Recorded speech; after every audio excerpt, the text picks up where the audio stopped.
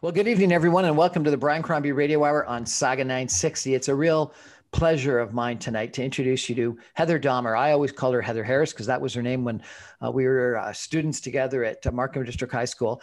And I was very pleased to read on social media this past week that she's written a book, and the book is on the bestseller list of the publisher that she published it with.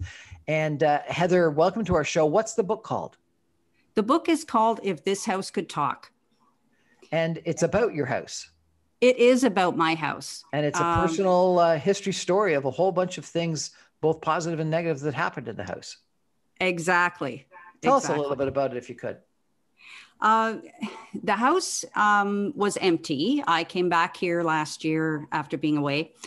Friends had been staying here. They needed a place to live. And with my things being not here, and I had to get them out of storage, that led to all the situations and problems that have happened here over time. And the house is very old. It was built in the 1920s. So it's also got some of those issues going on due to age. But the story was also about your husband who passed away. Yes. My husband passed away in 2011 of mesothelioma. And I've been single since.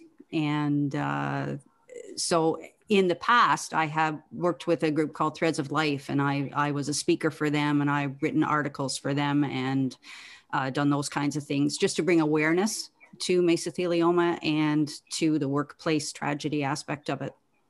What is mesothelioma? It is a cancer caused by asbestos. It can land in 3 different sections of the body: the lining of the lung, the brain, or the abdomen, and Jim's was in the lung. So. And Jim, and you were married for how long? We were married for 15 years. And he passed away how many years ago? In 2011, so it'll be 10 this year. He was sick for half of our married life. He was sick for half of your married life? Yeah. Now, I met Jim on numerous occasions, usually up at Camp Big Canoe. He was always an extremely energetic, positive guy. Yes, he was. He was a light in every situation that he was in. And so tell me, what do you write about in the book about Jim? A little bit about him, a little bit about guidance from him from beyond. I always feel he's looking out for me, which is kind of nice. He was a plumber steam fitter, so some of that knowledge came in handy because I had to learn a few things after he got sick in the house that we were in previously. So some of that came back, which was nice. So it was good to have that background. And so it's primarily a book about what you had to do with the house? It is, and the different things that happened. I had critters getting in, I had things breaking, I had floods, I had pumps that didn't work, I had electricity that was acting up, and it was almost like it was haunted. I don't think that was Jim, but I would hope he would have looked out for me a little bit better than that. But no, it was almost like the house was haunted, and the different historical aspects of the house seemed to be coming into play sometimes. And are you still in the house now? I am, believe it or not. If the house is haunted or was haunted, why are you still in it? Well, I think it was more a haunting of situation. Because different electrical things would happen and I would get them fixed. The plumbing things would get fixed. But also, it's friendly. It's warm. It's a friendly place. I'm by the lake, very blessed with good neighbors, good people around. So it's a nice place to be. So what made the book compelling that you think it's a bestseller? The fact that it started happening during the pandemic. I came back from the South and it was lockdown time and quarantine, and I had an empty house. I had almost nothing here. I couldn't cook, I couldn't bake, I couldn't do anything. And I had hardly any furniture and no sheets for the beds. So it morphed into me talking about this a little bit on social media and giving people who were obviously not in similar situations, but everybody was really struggling with the pandemic and people needed something to laugh at. So I just thought I would share some of my stories and give everybody a chuckle every morning over coffee. So it's a humorous book. It is. I hope so. and humorous about your struggle in dealing with this brand new empty old house. Exactly. And the different ways of coping, like we were all isolated to some degree, and we've all been alone throughout this, and I'm living alone, so it made it that much more of an issue, trying to get help, trying to figure out things on my own. You should have seen me try to move the piano by myself, those kinds of things. And you can't get anyone in to help because it's locked down. Must have been a hassle. It was interesting. I got funny little movers and did a little bit of a shimmy and a shake and pushed it along and finally got it into place. We're chatting tonight with Heather Dahmer, formerly Heather Harris, a classmate of mine at Markham District High School and someone who I've gone to Camp Big Canoe with on numerous occasions. And her book that is now a bestseller called, what's it called again? If This House Could Talk. If This House Could Talk. And if people want to get the book, how do they get it? They can get it from Freesome Press Bookstore. It's on Amazon, iTunes, Google, Kindle, Chapters Indigo, and Barnes & Noble. We're going to take a break for some messages and come back more with Heather Dahmer in just a minute. Stay with us. Welcome back to the Brian Crombie Radio Hour, Saga 960. We're chatting tonight with Heather Dahmer, who is an author of a book called If This House Could Talk, which is a humorous book about her experience in moving back into her house after being away for a while, and it was completely empty, and fixing it up. So Heather, tell us a little bit about the background of the house. How old is it, and where is it? The house is almost 100 years old. It is at Sturgeon Lake, just north of Lindsay in Ontario. And it has a lot of character. It's got a lot of personality of its own. Why? Partly the different things that have happened, partly the different, I don't say venues or different things it's been in its lifetime. It was the local store and post office for almost half its life, which was kind of neat for the area here. It's also connected with the sawmill industry that was here. It was built by a family. There are still some of the family here. It's at Kennedy Bay, and it was built by the Kennedys. So it does have a bit of a historic grab in the area. And how did you come to live in it? Did Jim own it before you guys got married, or did you guys move in it together, or what?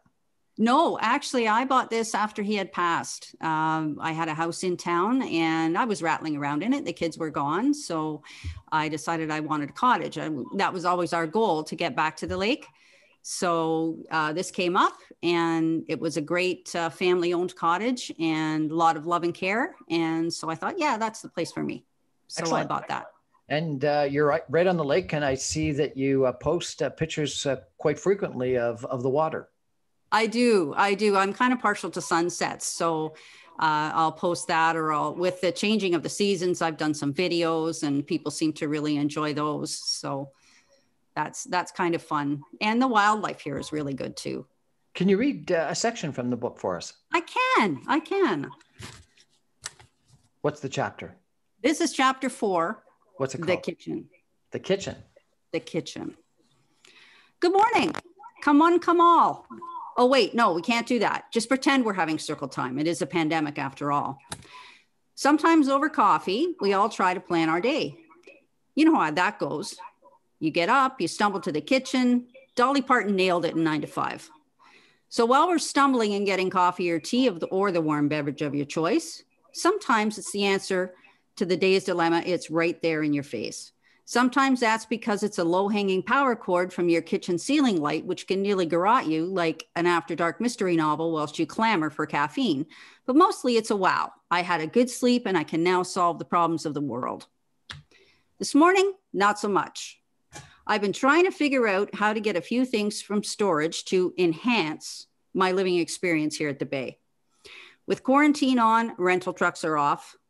With a near state of house arrest and the worry of infection for all, I can't ask anyone to get anything of mine anywhere. I need plan B. As I sip this morning's elixir of life, I begin working out scenarios. Well, I want my kitchen table. I look around. Aha, I think. but not too loudly. I'm only half a cup in. I spy my suitcases piled in a corner of the living room in the space usually reserved for my TV cabinet, which you may recall from another day is currently shrink wrapped in the kitchen, right about where the table should go.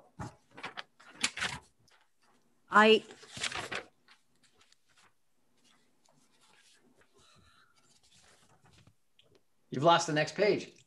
I lost my spot. Where did it go?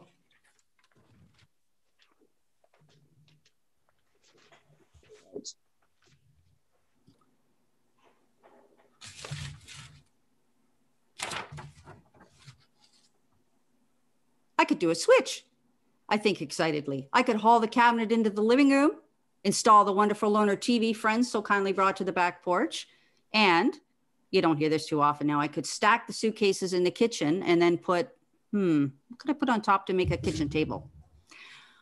I look wildly around like a woman who just dropped a cookie in a wolf pack. This is shaping up to be another worst aha I've ever had, or an invention worthy of a patent. I rummage around in front of the cottage and find a leaf from the dining room table. I could put the leaf on top of the suitcases and presto changeo. Sometimes we need a change of expression. I could use a yellow rope in the back of the room and batten down the hatches. I could tie it off to the much maligned TV cabinet. I could, but wait, this is all starting to sound way too much like a really bad Nancy Drew MacGyver thing. I mean, even for me.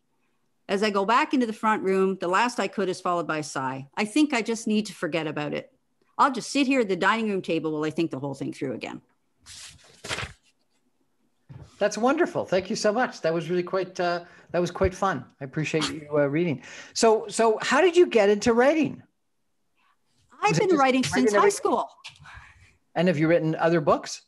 No, I've written articles. I've written newspaper articles. I've written, even throughout the course of this, I wrote a song. And I've done little pieces here and there in different jobs I've had.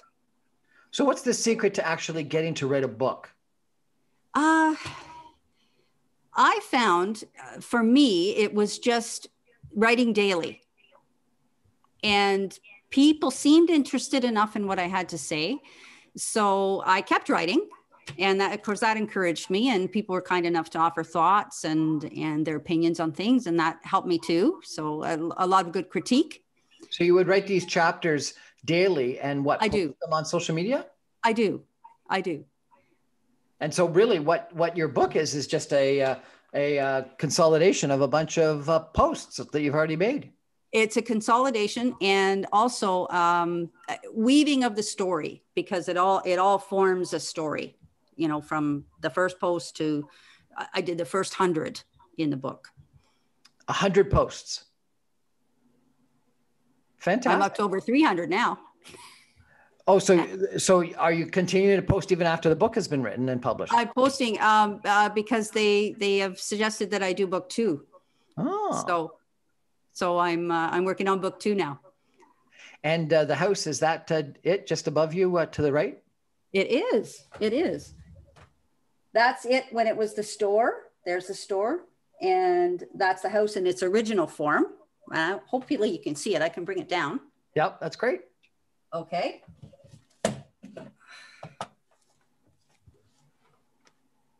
And it's 100 years old. It is. What a fantastic experience that you've had. And it's fun that you've been able to put it into a book. Well, thank you. I was really happy just to be able to give people a smile during this whole pandemic thing because of the wacky things that were happening to me. And it was nice to share them with everyone. And people were laughing. So it was doing what it was supposed to do.